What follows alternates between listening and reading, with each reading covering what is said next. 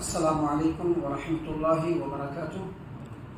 الحمد للہ رب العالمین والصلاة والسلام علی رسولہ الکریم وعلی آلہ وصحبہ اجمعین، اما بعد۔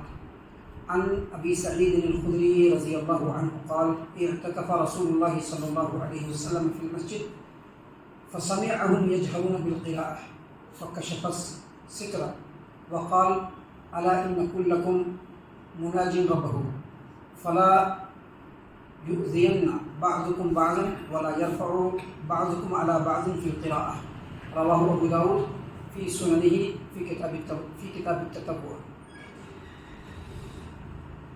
15 رمضان بیت گئے اور ہم لوگ 16ویں رمضان میں داخل ہو چکے ہیں۔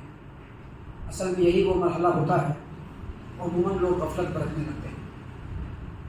ایک وقت گزرتا ہے جس کی وجہ سے تھوڑی کمزوریاں ہوتی ہیں اور اس کے بعد لوگ غفلت برتنے لگتے ہیں۔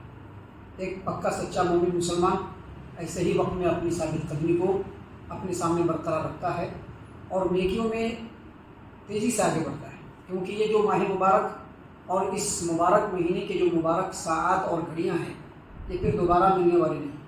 اب مرضی کر کے اگر بچے گا آدمی تو اگلے سال یہ چیز میسر ہوگی، لہٰذا جو بچے کھچے دن ہیں اس میں مزید نیکیوں کی طرف بڑھیں، غفلت اور سستی کو اپنے پاس پٹکنے بھی نہ دیں۔ 5 وقت کی نمازوں کو پابندی سے پڑھیں، روزے کے دوران ہمیشہ اللہ تبارک و تعالیٰ کی اطاعت و فرما برداری کو ملحوظ رکھیں اور رات میں قیام اللیل یعنی تراویح کی نماز کو پابندی سے پڑھیں۔ کسی بھی طرح کی سستی کو کاہلی کو اپنے پاس پٹکنے نہ دیں، کیونکہ اس مہینے میں جو نیکیاں ہوں گی یقینی طور پر وہ اللہ تبارک و تعالیٰ کی نظر میں بہت ہی قابل قدر ہوں گی، اور اس کے بدلے میں اللہ تعالیٰ ہم تمام کو جہاں دنیا اور آخرت کی خیر و عافیت سے نوازے گا وہیں ہمارے گناہوں کی بخشش کا ذریعہ بھی ان اعمال کو بنائے گا۔ لہذا اس میں خوب کوشش کریں، اللہ تعالیٰ ہم تمام کو نیک توفیق عنایت فرمائے۔ محترم سامعین کرام، ابھی ہم نے آپ کے سامنے سنن ابی داؤد کتاب التتبع حدیث نمبر 1332 1332 نمبر کی سنن ابی داؤد کی روایت سیدنا ابو سعید خدری رضی اللہ عنہ کہتے ہیں کہ رسول اللہ صلی اللہ علیہ وسلم نے مسجد میں اعتکاف فرمایا۔ دیکھیے حدیث کے الفاظ میں جو چیزیں ہیں اس پر غور کیجیے گا۔ نبی صلی اللہ علیہ وسلم نے مسجد میں اعتکاف فرمایا۔ آپ صلی اللہ علیہ وسلم اعتکاف فرما رہے تھے، لوگوں کے قرآن کریم کی تلاوت جو بلند آواز سے ہوتی ہے اس آواز کو سنا تو آپ صلی اللہ علیہ وسلم نے پردے کو ہٹایا۔ حدیث کے الفاظ ہیں، پردے کو ہٹایا اور جھانک کر کے لوگوں کو مخاطب کرتے ہوئے کہا کہ یاد رکھو تم میں سے ہر ایک اپنے رب سے سرگوشی کرتا ہے، لہذا ہر ایک کو چاہیے کہ وہ دوسرے کو تکلیف نہ پہنچائے، اور ہر ایک کو چاہیے کہ دوسرے کی آواز پر اپنی آواز کو بلند نہ کرے قرآن کریم کی تلاوت کرتے ہوئے۔ حدیث کے جو الفاظ ہیں وہ یہی ہے کہ قرآن کریم کی قرأت کرتے ہوئے دوسرے کی آواز پر اپنی آواز کو بلند نہ کرے۔ سامعین کرام، یہ جو حدیث ہے اس حدیث کو جب ہم پڑھتے ہیں، اس کے معنی اور مفہوم پر غور و فکر کرتے ہیں تو جو سب سے پہلی بات اس حدیث کے ذریعے سے ہم لوگوں کو تعلیم کے طور پر ملتی ہے، کیونکہ یہ حدیث ہے، اور یاد رکھیے اگر حدیث سند کے اعتبار سے صحیح ہو گئی اور اس کے معنی اور مفہوم کو ہم نے سمجھ لیا تو اس کے اوپر عمل کرنا واجب ہے۔ جو حدیث کے جانکار ماہرین جو ہیں انہوں نے حدیث کے بارے میں یہی کہا ہے کہ اگر حدیث صحیح ہو جائے اور اس کے معنی اور مفہوم کو سمجھ لے تو اس پر عمل کرنا واجب ہو جاتا ہے۔ تو اس حدیث سے جو سب سے پہلی بات ہمیں سمجھ میں آتی ہے وہ یہ کہ پیارے رسول صلی اللہ علیہ وسلم نے اعتکاف کہاں کیا؟ مسجد کے اندر۔ لہذا اعتکاف کہاں کیا جائے گا؟ مسجد کے اندر، مرد ہوں یا عورت ہوں۔ وَأَنْتُمْ عَاكِفُونَ فِي الْمَسَاجِدِ وَأَنْتُمْ عَاكِفُونَ فِي الْمَسَاجِدِ، تم لوگ مسجدوں میں اعتکاف کرو۔ لہذا اعتکاف کہاں کیا جائے گا؟ مسجد میں کیا جائے گا۔ مسجد کو چھوڑ کر کے گھر میں اعتکاف کرنا اللہ تبارک و تعالیٰ کے اور نبی صلی اللہ علیہ وسلم کی تعلیمات سے بالکل ثابت نہیں ہے۔ لہذا اگر کوئی آدمی سنت سے انحراف کرتے ہوئے مسجد کو چھوڑ کر دوسری جگہ اعتکاف کرے گا وہ سنت کے خلاف عمل ہوگا۔ پہلی بات یہی سمجھنا، دیکھیے نبی صلی اللہ علیہ وسلم نے مسجد میں اعتکاف کیا، لہذا مسجد میں اعتکاف کرنا اصل میں سنت سے ثابت ہے۔ دوسری بات، ایک بندہ جب قرآن کریم کی تلاوت کرتا ہے تو دراصل وہ اللہ تبارک و تعالیٰ سے سرگوشی کر رہا ہوتا ہے۔ دیکھیے نبی صلی اللہ علیہ وسلم نے کیا کہا کہ تم میں سے ہر شخص اپنے رب سے سرگوشی کرتا ہے۔ یہ بات کب کہی؟ جب نبی صلی اللہ علیہ وسلم کے کان میں زور سے قرآن کریم کی تلاوت کی آواز پڑی تو اس میں نصیحت کرتے ہوئے نبی صلی اللہ علیہ وسلم نے کیا فرمایا کہ تم میں سے ہر شخص اپنے رب سے سرگوشی کرتا ہے۔ اس کا مطلب یہ ہوا کہ جو آدمی قرآن کریم کی تلاوت کرتا ہے اصل میں وہ اپنے رب سے سرگوشی کرتا ہے۔ سرگوشی کرتا ہے کیا مطلب؟ چپکے خاموشی سے، آہستگی سے بات کرتا ہے۔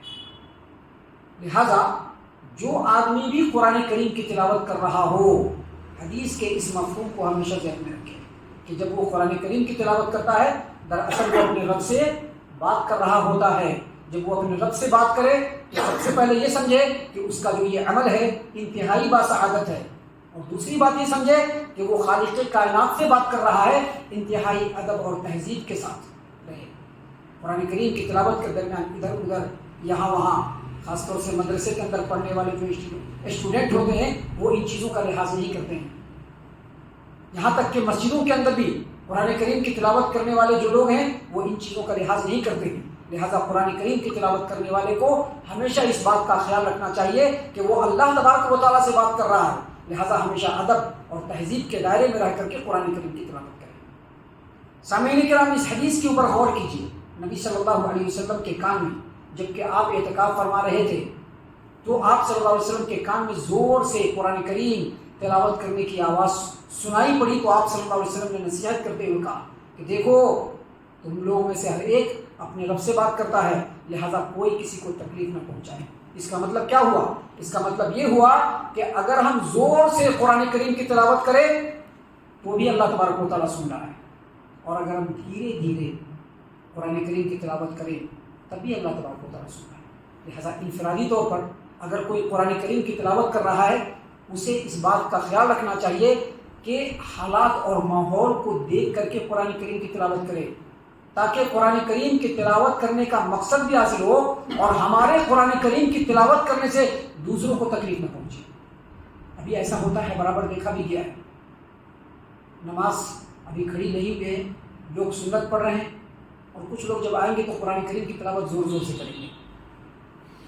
ایسا نہیں کرنا چاہیے، اس سے دوسروں کو تشویش ہوتی ہے، دوسرے سنتے ہیں تو جو ان کا کنسنٹریشن ہوتا ہے وہ ڈائیورٹ ہوتا ہے، وہ اللہ تبارک و تعالیٰ کی عبادت کر رہے ہوتے ہیں لیکن ادھر قرآن کریم کی تلاوت کی آواز کان میں پڑتی ہے تو کنسنٹریشن بھنگ ہوتا ہے۔ لہذا قرآن کریم کی تلاوت کرنے والے کو ہمیشہ حالات کو دیکھ کر کے کہیں کوئی نماز تو نہیں پڑھ رہا ہے، کہیں کوئی دوسری عبادت میں تو نہیں مشغول ہے۔ اگر کوئی نماز پڑھ رہا ہے، دوسری عبادتوں میں مشغول ہے، تو وہ قرآن کریم میں جب تلاوت کرے تو آواز کو انتہائی پست کر لے، اتنا پست کر لے کہ اس کی آواز کو صرف وہ سنے اور رب سنے، کیونکہ رب زور کی آواز کو بھی سنتا ہے اور دھیرے کی آواز کو بھی سنتا ہے۔ نبی صلی اللہ علیہ وسلم یہی تعلیم دی۔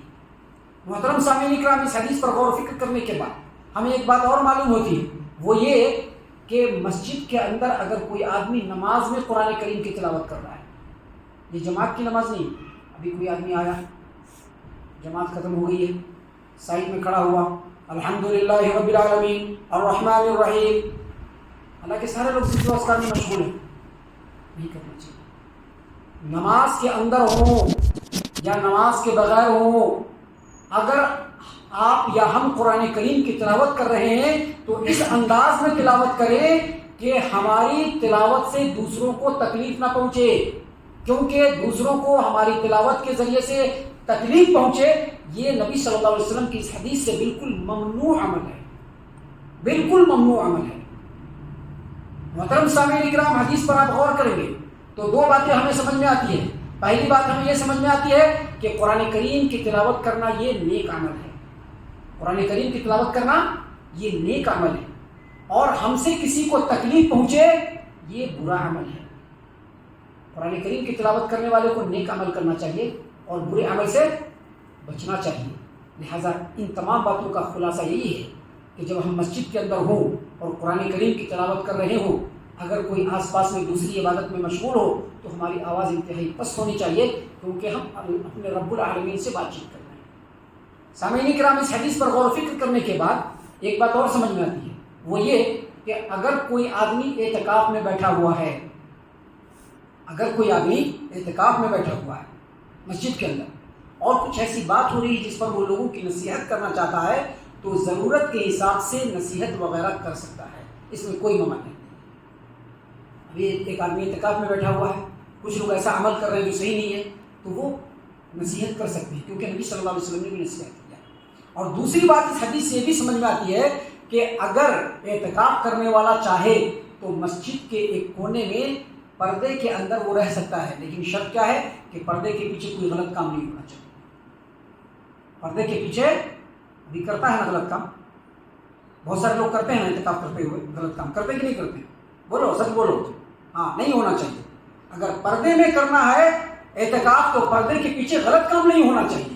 اور دوسری بات، جو ہم پردہ لگاتے ہیں اعتکاف کے لیے، اس سے مسجد میں دوسرے نمازیوں کو تنگی بھی نہیں ہونی چاہیے، تب وہ پردہ لگا سکتا ہے، وگرنہ پردہ لگانا کوئی ایک دم لازم اور ضروری ہے۔ محترم سامعین کرام، یہ باتیں ہیں جو اس حدیث سے ثابت ہوتی ہیں، جس کو ہم نے آپ کے سامنے مختصراً لیکن پوری وضاحت کے ساتھ رکھ دیا ہے۔ اللہ سے ہم دعا کرتے ہیں کہ اللہ تعالیٰ ہم تمام کو ان تمام باتوں کے اوپر خوب غور و فکر اور تدبر کرنے کے ساتھ ساتھ ان باتوں کے اوپر عمل کرنے کی بھی توفیق عنایت فرمائے، آمین۔ اللہ تعالیٰ